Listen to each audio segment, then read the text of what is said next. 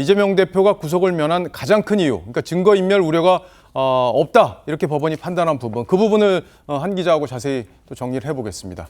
자, 이번에도 표로 한번 정리해볼까요? 예, 이 증거관계를 엄격하게 본다는 유창훈 판사, 혐의 소명 판단이 각각 달랐던 만큼 이 증거인멸 여부도 각각 판단했습니다.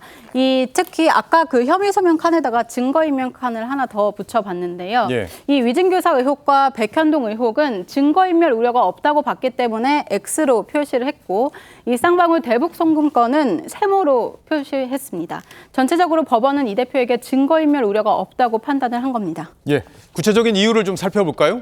예, 일단 위증교사 의혹과 백현동 특혜 의혹에 대해서는 현재까지 확보된 인적, 물적 자료에 비추어 보면은 증거인멸의 염려가 없다 이렇게 표현을 했는데, 검찰이 수사를 통해서 이 충분한 증거를 확보했기 때문에 없다고 본 겁니다. 이 증거인멸할 염려가 없다고 본 겁니다. 특히 대북송금 의혹은 세 가지 이유를 들어서 이 증거인멸 가능성을 낮게 봤습니다. 예, 그 세 가지 이유 중에 네. 지금 가장 눈에 띄는 게 정당의 현직 대표다, 그 부분이잖아요.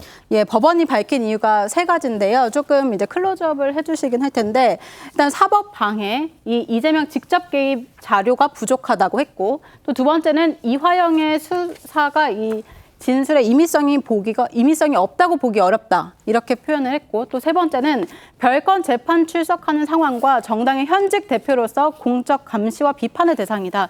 그렇게 표현을 했습니다. 그중에 이 세 번째 영장 기각 사유가 마지막에 들어가 있었는데 가장 주목되는 부분입니다. 제1야당 대표로서 공적 감시와 비판의 대상이라서 이 증거인멸 염려가 없다는 겁니다. 검찰 관계자는 야당 대표가 아니어도 같은 결과가 나왔을지 의문이라고 했습니다. 예, 뭐 검찰에서도 그런 생각을 당연히 했을 것 같고, 뭐 적지 않은 분들도 바로 이 부분, 야당 대표가 아니었어도 그러면 구속을 안 했을 거냐? 그럼 과거에 지위가 높은 사람들은 다 그럼 구속 안 해도 되는 거냐? 뭐 이런 의문으로 연결되는 부분이기 때문에 아주 논란이 됐던 포인트죠.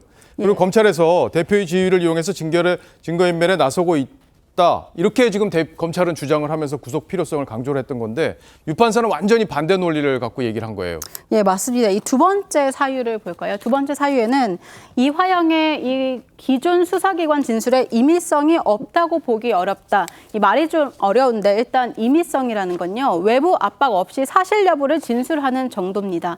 그러니까 임의성이 있으면 증거 능력으로도 인정이 됩니다. 이 법원은 이화영 전 부지사의 이 대표에게 보고했다는 검찰 진술, 증거 능력이 있다고 봤습니다. 검찰은 이 전 부지사의 진술 번복을 증거인멸이라고 문제 삼았는데, 법원은 이미 검찰이 증거 능력이 있는 진술을 확보했으니까 이 더 이상의 증거인멸 염려가 없다 이렇게 판단을 한 겁니다. 자, 그런데 이화영 전 부지사가 진술을 이제 번복하는 과정이 있지 않았습니까? 그 과정에 이제 민주당 의원들이 찾아가기도 하고 연락도 하고 이런 것들이 있어서 검찰이 이걸 또 사법 방해 의혹으로 지금 수사를 또 하기 시작했잖아요. 예, 그 아까 백현동 의혹처럼 그렇게 판단을 했는데, 법원도 이 부분에 대해서 부적절한 이 개입을 의심할 만한 정황은 있다. 그런데 이재명이 이 직접 개입한 증거는 없다. 이렇게 말을 했습니다. 이 대표가 사법방해 정황을 알았거나 직접 시킨 증거가 없다라는 건데요.